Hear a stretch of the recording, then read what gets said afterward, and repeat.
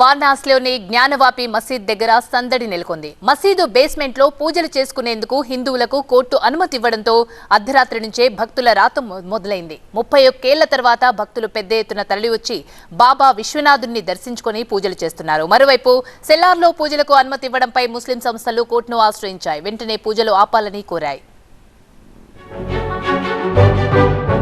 అయోధ్యలో శ్రీరాముడి మందిరం ప్రారంభమైన 10 రోజుల్లోనే వారణాసిలోని జ్ఞానవాపి కేసులో కూడా హిందువులకు శుభవార్త అందింది. మసీదు సెల్లార్లో హిందువులు పూజలు చేసుకోవచ్చని చెప్పడంతో భక్తుల సందడి మొదలైంది. జ్ఞానవాపి మసీదులోని వ్యాస్ తెహ్ఖానాలో తెల్లవారుజాము నుంచి పూజలు మొదలయ్యాయి. జిల్లా అధికార యంత్రాంగం తొలి పూజ చేసింది. ఇవాళ ఉదయం మంగళహారతి కూడా నిర్వహించారు. దాంతో భక్తుల్లో ఉత్సాహం నెలకొంది.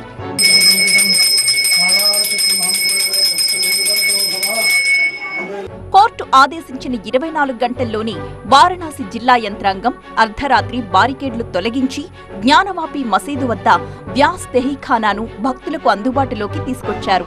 ఉదయం నుంచి జ్ఞానవాపి గేట్ నంబర్ 4 వద్ద భద్రతా ఏర్పాట్లు చేశారు. పూజలు ప్రారంభమవడంతో ఇక్కడి అర్చకుల్లో ఎంతో ఉత్సాహం కనిపిస్తోంది. 31 ఏళ్ల క్రితం ఉన్న బ్లాక్ షీట్ ని ఇప్పుడు తొలగించడంతో భక్తులు భారీగా తరలివచ్చి పూజలు చేస్తున్నారు.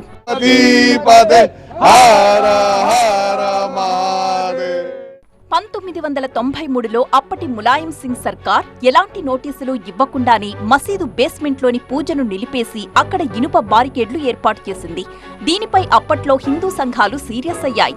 బాబా విశ్వనాథుడికి పూజలు చేసిన సోమనాథ్ వ్యాస్ కుటుంబం సభ్యుడైన శైలేంద్ర పాఠక్ పిటిషన్ వేశారు.